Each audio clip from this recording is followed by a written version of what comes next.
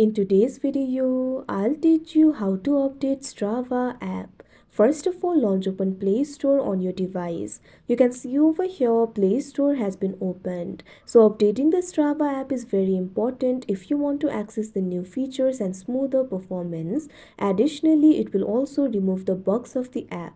So if you want to do that, tap on the search icon that you can see at the bottom right corner of your screen. Now tap on the search bar that you can see at the top. Now what you have to do is simply search for Strava. You'll be able to see the results over here. Find this application for Strava and tap on it.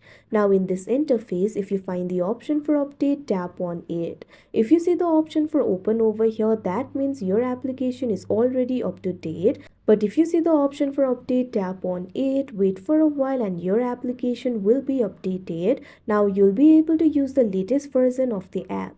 So that is how you update Strava app. I hope you found this video helpful. Thank you for watching.